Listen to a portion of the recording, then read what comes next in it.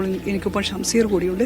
ഷംസീർ പൊതുദർശനം ഉൾപ്പെടെയുള്ള കാര്യങ്ങൾ ചെയ്യുന്നുണ്ട്. എത്രത്തോളം ആളുകൾ എന്തൊക്കെ സൗകര്യങ്ങളാണ് ഇവിടെ ഒരുക്കുന്നത്? അദ്ദേഹത്തിന്റെ താല്പര്യം എന്ന് പറയുന്നത് ഒരു പൊതുദർശനം പോലുള്ള കാര്യങ്ങൾ വേണ്ട എന്നുള്ളതായിരുന്നു. തീർച്ചയായും ജീവിതത്തിൽ കണിശത പാലിച്ച MT തന്റെ മരണത്തിന്റെ കാര്യത്തിലും എങ്ങനെ വേണം കാര്യങ്ങൾ എന്നുള്ളത് കൃത്യമായി തന്നെ നേരത്തെ വ്യക്തമാക്കിയ കാര്യമാണ്. അതിൽ പ്രധാനപ്പെട്ടതായിരുന്നു താൻ ആരോഗ്യത്തിന്റെ കാര്യം, അല്ലെങ്കിൽ അവസാന സമയത്ത് എങ്ങനെയായിരിക്കണം എന്നുള്ള കാര്യം.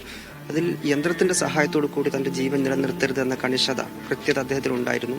അത് ആ രീതിയിൽ തന്നെ അദ്ദേഹം മരണത്തിലേക്ക് നീങ്ങുകയാണ്. മരണത്തിന് ശേഷവും പൊതുദർശനത്തിന്റെ കാര്യത്തിലും തന്നെ ഒരു പ്രദർശന വസ്തുവാക്കരുത് എന്ന തരത്തിൽ തന്നെയാണ് അദ്ദേഹം ആ കാര്യത്തെ സമീപിച്ചത്. അപ്പോൾ മരണത്തിന് ശേഷം ഇന്നലെ രാത്രി തന്നെ വീട്ടിലേക്ക് ഭൗതിക ശരീരം എത്തിക്കുന്നു. ഇന്നിപ്പോൾ വീട്ടിലെത്തുന്നവർക്ക് മൃതദേഹം കാണാനുള്ള അവസരമാണ് ഒരുക്കുന്നത്.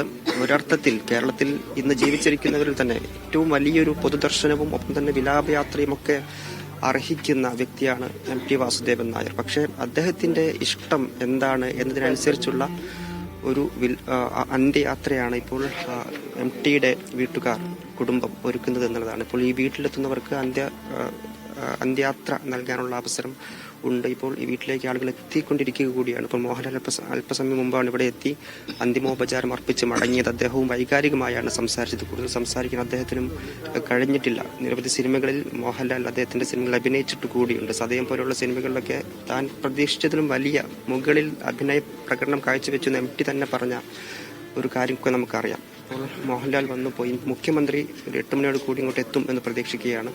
4 മണിവരെ പൊതുദർശനം ഉണ്ടാക്കുന്നതിന് ശേഷമായിരിക്കും സംസ്കാര ചടങ്ങുകൾ ഉണ്ടാവുക.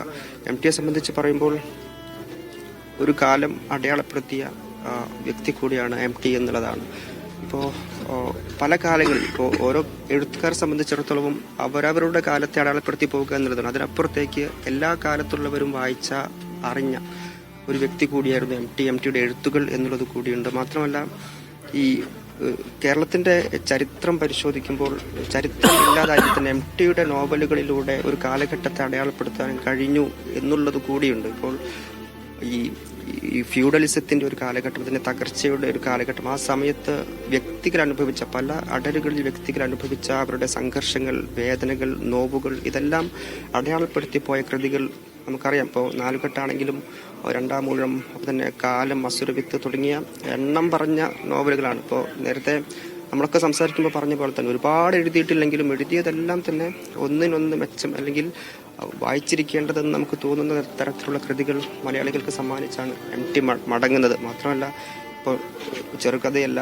നോവലല്ല, അത് കഴിഞ്ഞ് സിനിമയിൽ തന്നെ തിരക്കഥ, സംവിധാനം, അതൊക്കെ കടന്ന് MT സിനിമയ്ക്ക് വേണ്ടി പാട്ടുകൾ കൂടി രചിച്ചിട്ടുണ്ട് എന്നുള്ളത് കൂടി ചിലർക്ക് അറിയാത്ത കാര്യം കൂടിയായിരിക്കും. വളർത്തുമൃഗങ്ങൾ എന്ന സിനിമയ്ക്ക് വേണ്ടി ഗാനരചന വരെ നടത്തിയ വ്യക്തിയാണ്. അപ്പോൾ താൻ കൈവച്ച മേഖലകളെല്ലാം പൊന്നാക്കി മാറ്റിയ വ്യക്തി എന്ന നിലയ്ക്ക് വലിയ ശൂന്യതയാണ് മലയാള സാഹിത്യ രംഗത്തിന് സംഭവിച്ചിരിക്കുന്നത് എന്നുള്ളതാണ് പറയാനുള്ളത്. എനിക്ക് തോന്നുന്നു ഈ ഒരു ചെറിയ ഇത് മാത്രമേ ഉള്ളൂ. കാരണം വലിയ ഒരു ഇടുങ്ങിയ ഒരു സ്ഥലമാണ് സിത്താരയിലേക്കുള്ള ഒരു വഴി എന്ന് പറയുന്നത്.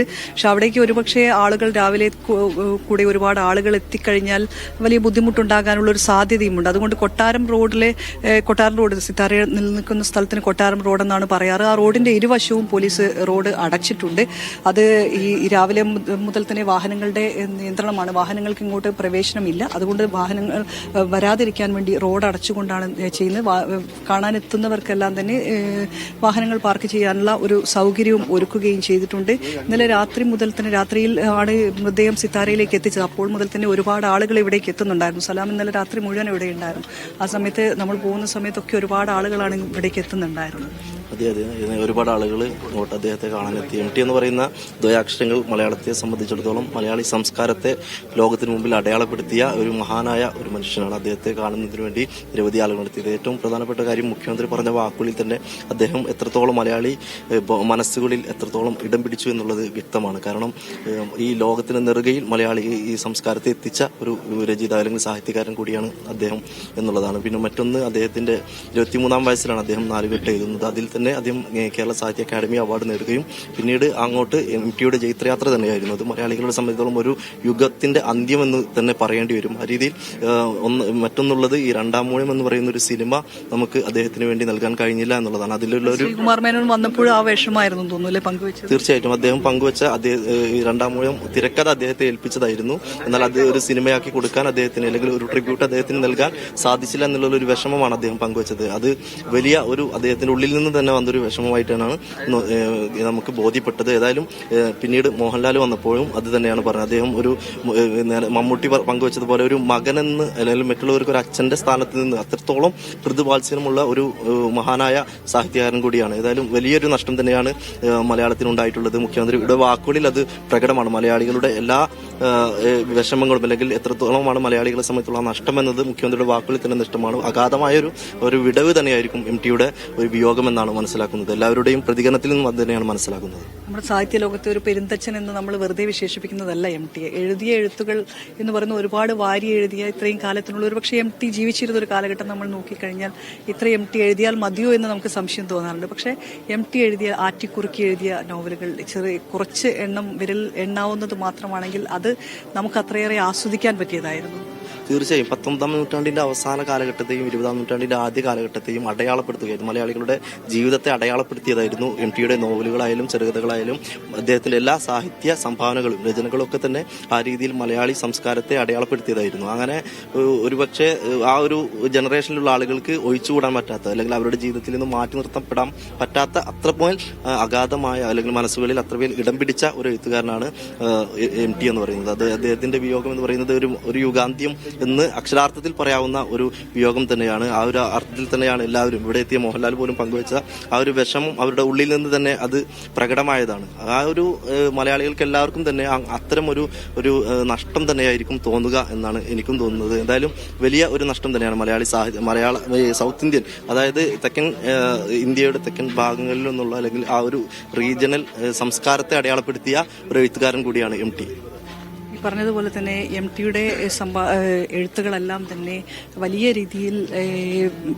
രീതിയിൽ ചർച്ച ചെയ്യപ്പെട്ട അല്ലെങ്കിൽ വലിയ രീതിയിൽ തന്നെ എഴുത്തുകൾ നമ്മളെല്ലാം തന്നെ വായിച്ച ഒരു എഴുത്തുകാരൻ കൂടിയാണ് MT എന്നുള്ളത് നമുക്ക് എടുത്തു പറയേണ്ടിയിരിക്കുന്നു. കാരണം എഴുത്തിന്റെ ഒരു പെരുന്തച്ഛൻ. കോഴിക്കോട് നോക്കിയാൽ കോഴിക്കോട് ഒരു സാഹിത്യ ലോകമുണ്ടായിരുന്നു. കുറേ കാലങ്ങൾക്ക് മുന്നേ ഒരു സാഹിത്യ ലോകമുണ്ടായിരുന്നു.